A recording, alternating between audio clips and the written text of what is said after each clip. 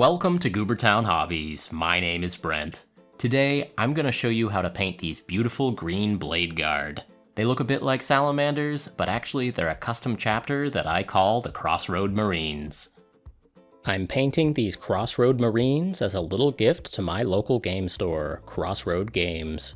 The challenge in designing this paint scheme is to make it jive with the colors and the logo of my store. Here's the palette that I have to work with: beige, dark gray, and this awesome, vibrant green.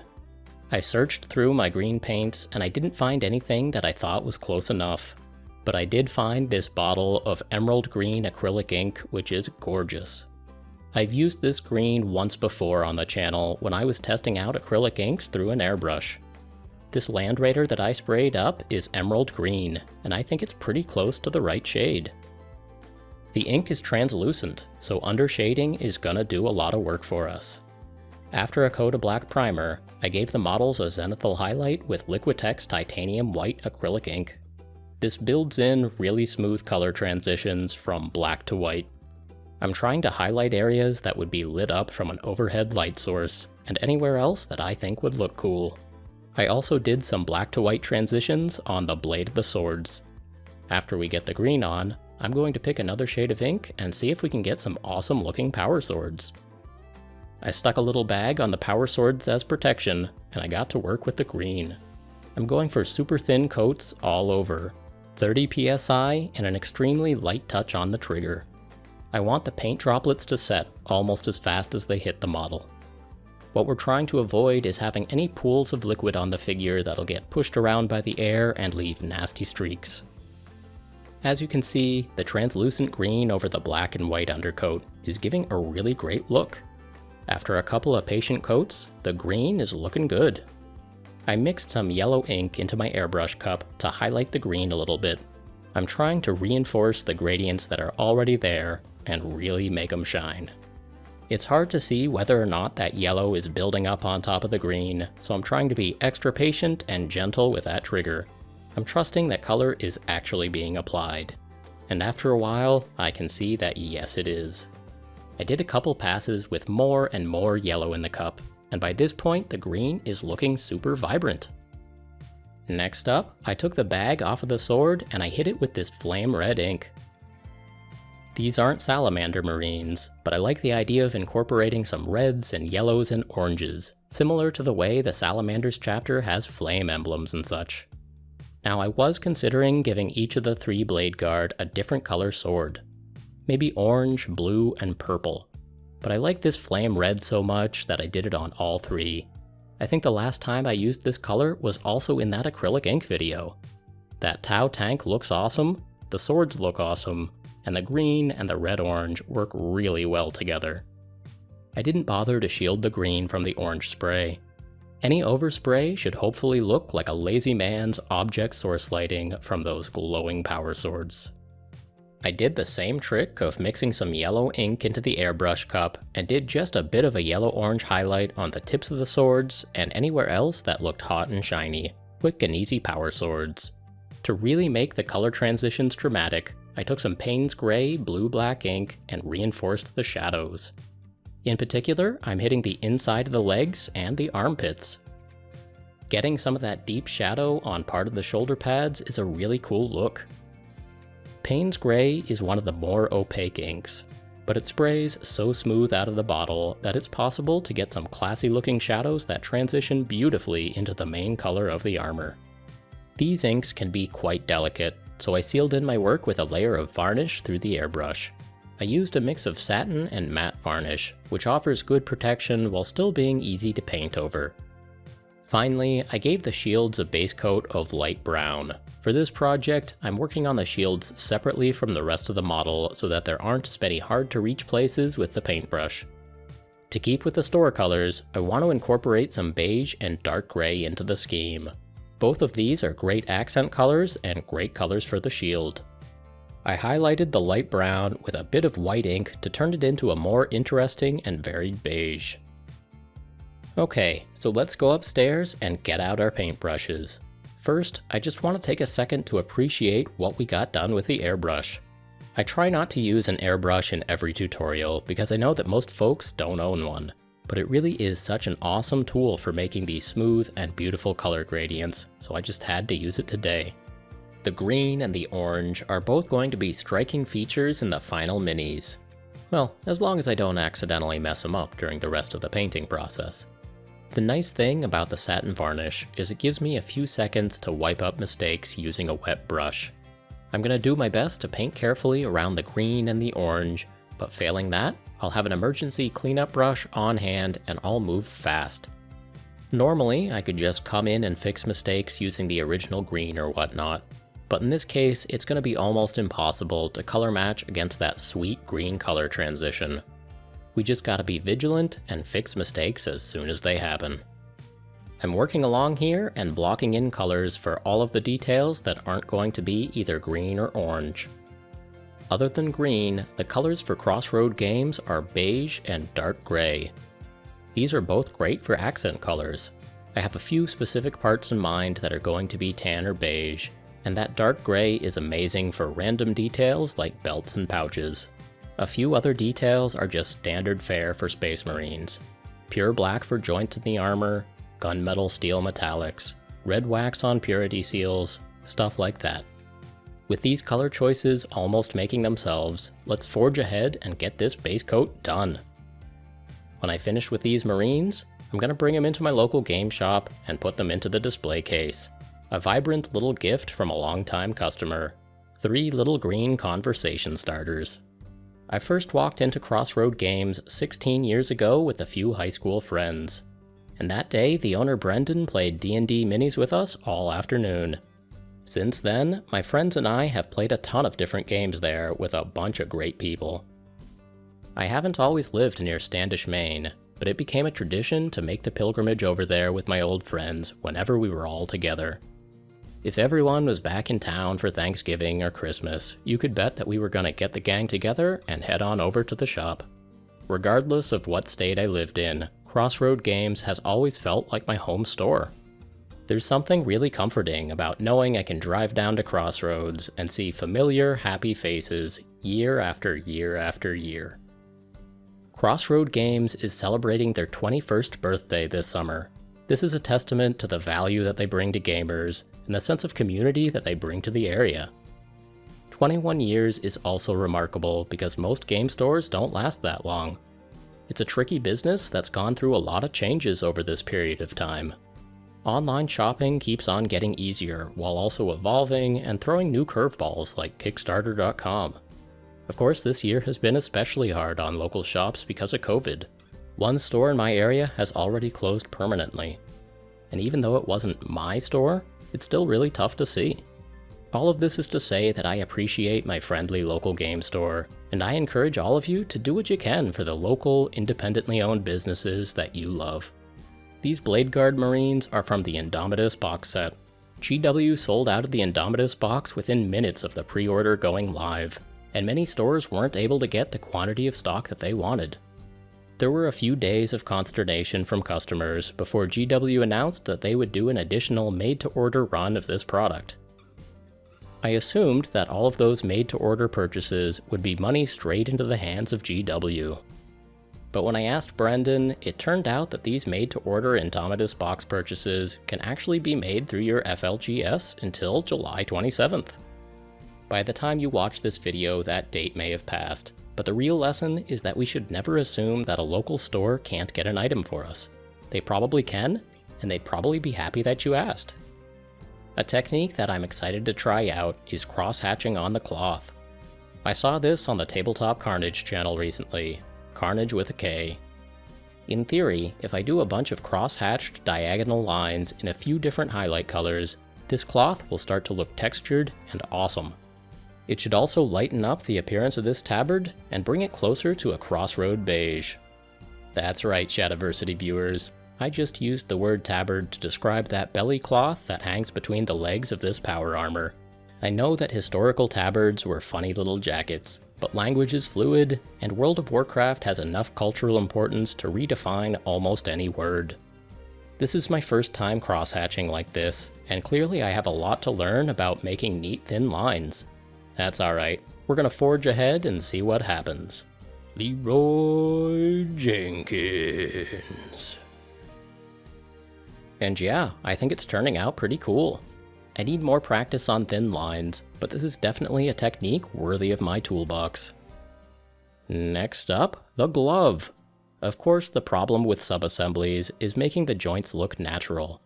I've got to do my best to color match the glove of the shield arm so that it looks right with the rest of the armor. I used a base of Warpstone Glow green paint and then slapped on a little of that emerald green ink mixed with a bit of paint medium. Not great, but it's taking us in the right direction.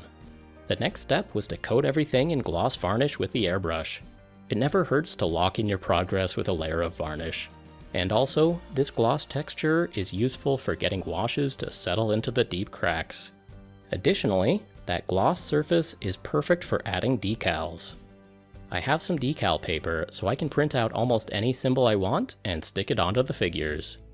The logo for Crossroad Games is really great for making a decal, a simple bold X with a dotted center line like a road. I made a Word document with a variety of sizes for this symbol. I printed off a test sheet to make sure that some of the sizes were going to work. I made a few quick adjustments, then I printed off the decal sheet. The printer ink needs to be sealed in with a layer of varnish, so I took my sheet outside and gave it a good spray with some Rust-Oleum matte clear coat. The sans serif X's are easy to cut out, and they should play nicely on the curved shoulder pads. I used microset and microsole according to the instructions in order to put the decals in place. I went a bit overboard and put the logo on both shoulder pads, as well as the armpit heraldry shield thing. I want the logo to be really hard to miss. I want a customer at Crossroad Games who's looking at the display case of minis to have their eyes drawn to the bright green, and then see the logo, and then think, oh hey, Crossroad Marines, that's cool. Of course, now's a good chance to fess up to my mistake. Somehow I managed to accidentally flip the logo. The decals I'm sticking onto each of these Marines in triplicate are all mirror images of what they're supposed to be. The dotted road is on the wrong side of the X. Whoops. I noticed this for the first time as I was reviewing the footage. I'm a fool. Sorry Chris, sorry Brendan, I guess this will have to be our little inside joke. The good news is that normally the human eye sees what it expects to see. Hopefully no one else will notice. These homemade decals are physically thicker than professionally printed decals, maybe because I put on too much varnish. Well, live and learn. Either way, I did get them to lay pretty flat and look pretty good. The clear dotted lines that are down the middle of the wrong road show the color underneath, and that looks awesome, even if they are in the wrong place. If you want to see somebody who's actually good with decals, I can highly recommend Lachlan at Zorpazorp. He also made some custom Bladeguard to represent his local store. Hey there Goobers, Lockie here from Zorpazorp Gaming. When Brent hatched this little store colours idea, I thought it was a great way to use some of my Indomitus box to support a local store in my area, Bris Vegas Comics. If you're ever in Brisbane, be sure to stop by and you can see these little guys while you're there. If you'd like to check out my painting and build journey for the challenge, click above and I'll see you over on Zorpazorp. Cheers guys and happy hobbying. Lachlan over at Zorpazorp is one of the friends that I've made here in the YouTube hobby.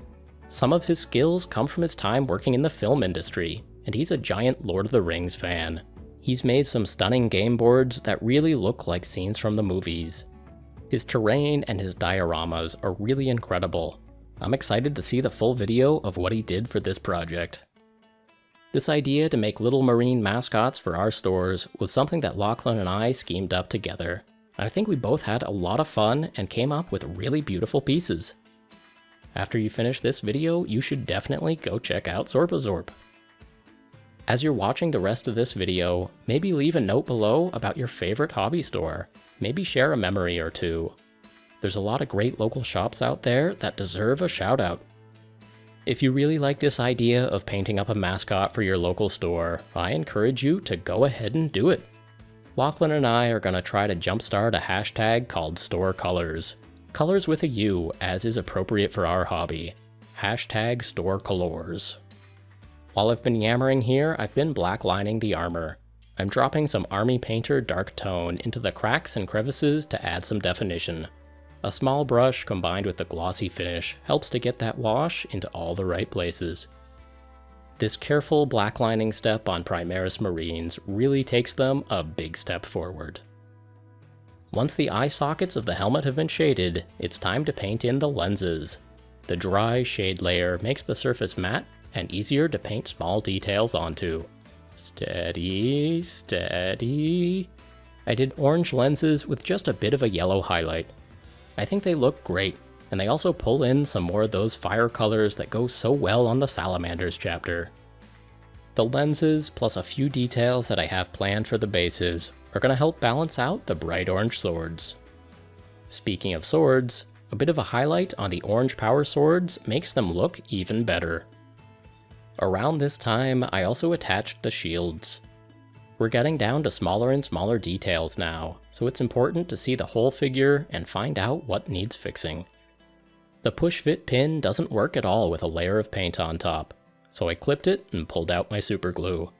And yeah, the green on the glove is not matching the rest of the armor. We're gonna have to do something about that.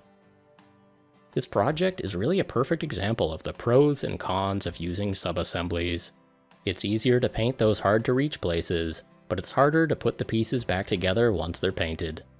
Luckily, I found that black wash on that shield side gauntlet really helped to darken it down and blend it in with the rest of the armor. Close enough. Once all 3 Marines were whole, I matted them down with a final layer of varnish. This is going to be the final sheen of the model, and it also serves to lock in those decals. Then I did the edge highlighting. Mostly, I just used some Scorpy green on the armor and some medium gray on the edges of the shields. If I was better at edge highlighting, this step could have really added a lot to the models. In the meantime, well, the practice will do me good. Okay, the models themselves are pretty much done. It's time to base them. Until now, they've been on tiny temporary bases, but I'm gonna make something beefier for them. I'm gonna try my first cork road bases. Starting with some 40mm bases, I put down some hot glue and then a piece of steel mesh hardware cloth. On top of that, I put flat pieces of cork. I've seen a whole bunch of other people use cork for broken asphalt roads, and it works really well. The steel mesh is meant to look like exposed rebar under the roadway. I also added some glue and sand in a few places for a bit of extra detail. I'd never made this type of base before, so I whipped up 5, and I figured that I'd pick the 3 that turned out the best. I got them primed with black, and then I gave them a quick dusting of gray. Back upstairs, the main event is painting a few stripes onto the pavement. I think this really sells the idea that this is a road, and it also brings in some more flame colors to the overall composition. The rebar gets to be gunmetal metallic for a few minutes before I dab on a bit of dry rust technical paint. More flame colors. Nice. To dirty these up a bit more, I put a few splotches of black and brown wash randomly on the roadway, just old nasty stains. Okay, these are looking pretty good. Time to snap the Marines off of their temporary bases and put them on pavement. Since that cork is squishy, I'm going to use a paper clip to pin them down to the plastic underneath. I'm having fun with these models from the Indomitus box, and I've got plans to swap on over to the Necron side of things. That is also going to be a collaboration video, someone whose work I've admired for a long time. Here's an audio clue. Hi Chewies. Hi Chewies. Hi Chewies. Hi Chewies. Hi Chewies. Hi Chewies. Hi Chewies.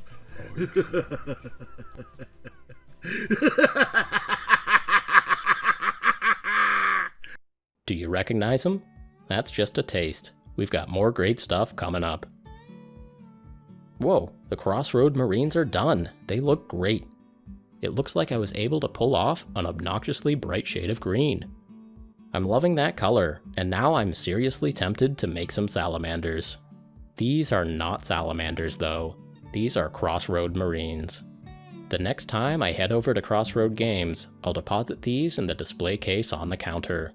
I thought about doing a cool diorama base like Lachlan did, but I settled on using normal-sized bases so they'd fit neatly into a display case. They can either stand a few inches away from each other all heroic, or crunch down into a corner if space gets tight. This is one of my favorite paint schemes that I've come up with this year, and this video was a great opportunity to talk up my favorite game store and local game stores in general. There's actually an official Warhammer store closer to my house than Crossroad Games. I've enjoyed chatting with the store managers there, but the person behind the counter one year is often different the next year.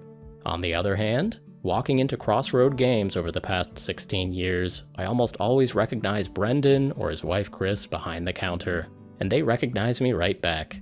That personal connection has real value, and it just isn't something that a big company or an online vendor can offer. I truly hope that each of you has a local store that you love. If you do, tell us about it. Also, you're all invited to partake in the same project that Lachlan and I just did. Paint some models in your store colors and post them with the hashtag StoreColors. The word colors is spelled with a U, as is appropriate for our hobby. Hashtag StoreColors. Lachlan and I are gonna post, and it'd be pretty cool if other folks did too. I think that's about it for today, so now is the time to go check out the Zorpazorp channel for the other half of this project. I truly hope that you've enjoyed this. Thank you so much for watching.